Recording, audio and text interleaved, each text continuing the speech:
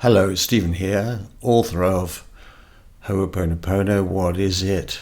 Can it help? And what are its limitations? Today I'm likely to offend a lot of people, and they're not the people I really want to be offending either. I'm likely to offend lots of Christians because they have a complete system with which to take care of themselves, a system of belief and a system of prayers. And a proportion of those people will be quite happy with their system and feel that Ho'oponopono is a kind of interloper into their territory. I'm also likely to offend a lot of fundamentalist Ho'oponopono believers because they believe that their system is absolutely unique and has no relationship with other belief systems whatsoever. I'm also likely to offend the die-hard Christians that believe that English was good enough for Jesus Christ, so therefore it's good enough for them, completely forgetting the fact that the Bible was originally written in Aramaic and translated into Greek, and from Greek into Latin, and from Latin into Old English, where we get the King James's Bible, from which most other English-speaking Bibles are translated. So I'm going to offend those people as well, and they've probably come here in order to learn that Ho'oponopono is actually the work of the devil.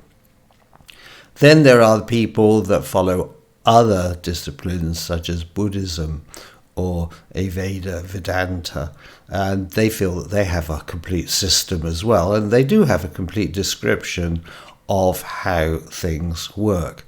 So here am I'm going to offend all of these people, but there are, I hope, a majority of people who are going to be open-minded about what I have to say and will just take it as it's meant to be taken, which is not to offend anybody at all, but rather simply to present facts as I see them. Now, the first thing I have to say is the Christian system is absolutely complete, particularly in the New Testament, as the spoken words of Jesus Christ. I have no quibble with them whatsoever.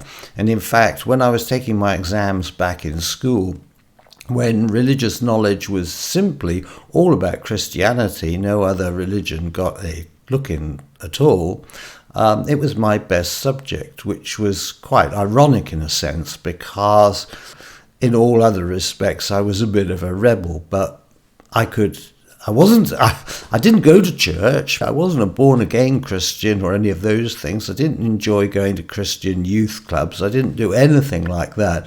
But when it came to sitting down and answering questions about religious knowledge, for some reason I was really very, very good at it. Subsequently, because Christianity was the only form of religion available to us back then, I also am confirmed in the Church of England, although I haven't been for many, many years. So I know Christians, I know what they believe, and I really don't have any quibble or axe to grind with them whatsoever. Let's get back to this question of, is Ho'oponopono Christian? Well, Ho'oponopono in itself can't be Christian because it doesn't appear in the Bible in any way, shape or form. In a strict sense, a number of other disciplines that appear in our contemporary world, which we take for granted, don't appear either. So we don't get electricity appearing in it, we don't get science appearing in it, we don't get modern pharmaceuticals appearing in it. We do get wars appearing in the Old Testament in particular. We do get cruelty in the way in which we treat our fellow people, both in the Old Testament and in the New Testament. And we do get astrology, both in the Old Testament and in the New Testament. There are aspects of Christianity which don't actually accord with things that we take for granted in our modern everyday life. Ho'oponopono may or may not be one of those. If we're going to broaden the definition of Christianity, in other words, can a good person living a Christian life practice Ho'oponopono? I think they probably can. Now, Ho'oponopono was originally, I believe, part of the discipline of a very ancient people. They probably predated Christians, and they lived on the islands of Hawaii, and they were known as the Mu. They were a tribe of small people by modern standards. A tall member of a Mu tribe would be 5 feet tall, and they were thought to have inhabited the islands about 300 BC. The difficulty with the Mu is, of course, they left very few artifacts, if any at all. So as a result, archaeologists have never been able to substantiate that they lived on the island or that they had anything to do with Ho'oponopono. Today's narrative is that the Polynesians came to Hawaii about 1,000 years ago, and they populated the island before Captain Cook's visit in the late 18th century. So we have like 3 tiers to Hawaiian society. We have a tier which involves a Mu, a very ancient people, possibly with a matriarchal culture, which can't be substantiated, but many people think invented the Ho'oponopono and transferred it into the Polynesian people who came to and invaded and occupied the islands about 1,000 years ago. And then we have the European Western people, such as Captain James Cook, who came to the islands at the late part of the 18th century and with it brought Christianity. Today's traditional Hawaiians are the descendants of the Polynesians who came 1,000 years ago. They were converted to Christianity by Christian missionaries in about 1820. That was when the start of the conversion began to take place. The result of this is that the ancient form of Ho'oponopono has been lost, apart from by a very few groups. One group are the ancient Hawaiian kahunas, who are largely descended from the Polynesians. They know lots and lots of secrets. They originally had 10 colleges, if you like. There were 10 branches of kahunaism. A lot of them involved magic and a lot of them were dark.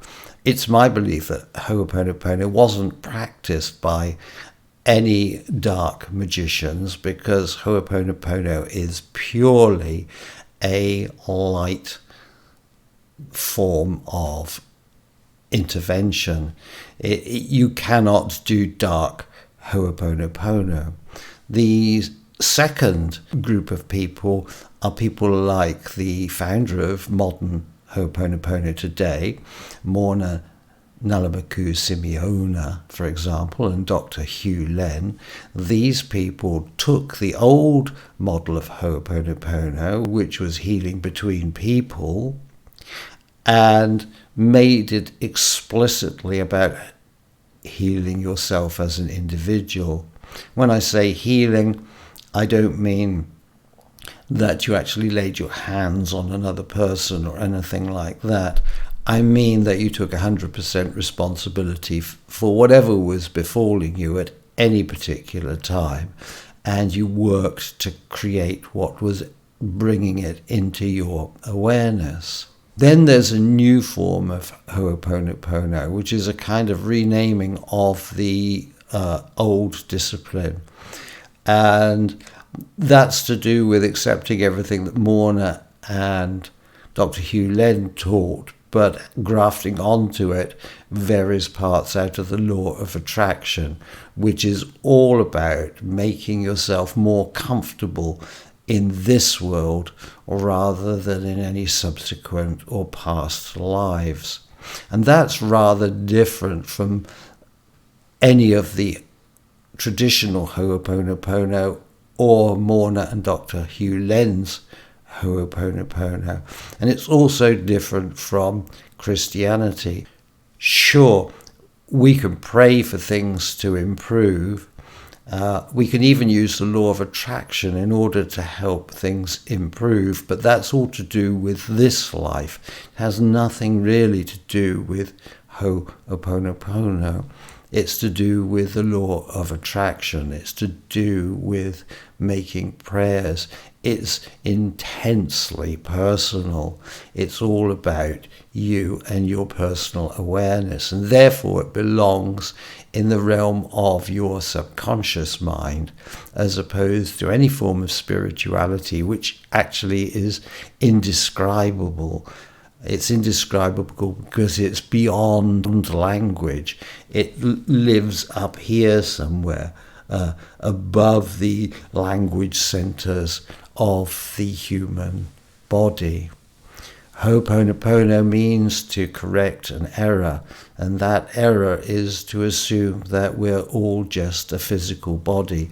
We're all simply what we identify with as being here, now, and separate from people who lived in the past, people who will live in the future, what we see outside of us. It's all to do with being me, me, me. It's not to do with being part of or intensely involved with the mystical experience of being included in all and everything, both what we know that we don't know, and what we cannot possibly know. In that sense, Ho'oponopono is very, very similar to Christianity. Jesus Christ used to say we should render unto Caesar the things that are Caesar's. In other words, give the things to this world and this experience that belong in this world and this experience, and render unto God, who was indescribable, indefatigable, what we know we don't know, what is due to him, the awe, the love, the respect, all of those kind of things. There's nothing in Ho'oponopono which contradicts any of that. My belief that in all probability the Buddhists are absolutely right, and that is that we're kind of anthropomorphizing this idea about God and making him or her into a supreme being. I don't think there is a supreme being. What I think there is a supreme process, and this supreme process includes everything that we cannot possibly know. And as a result of that, we'll always be discovering that will enable us to evermore go forward on this quite remarkable journey that we call life. Now, if you call that Christianity, it's Christianity. If you call it Ho'oponopono, it's Ho'oponopono. If you call it paganism, it's probably paganism. If you call it Buddhism, it's Buddhism. You can call it whatever you like. To answer the simple question, is Ho'oponopono Christian? The answer is it all depends. It all depends what your outlook is.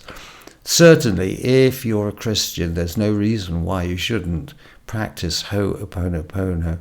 You don't have to engage in blood sacrifices.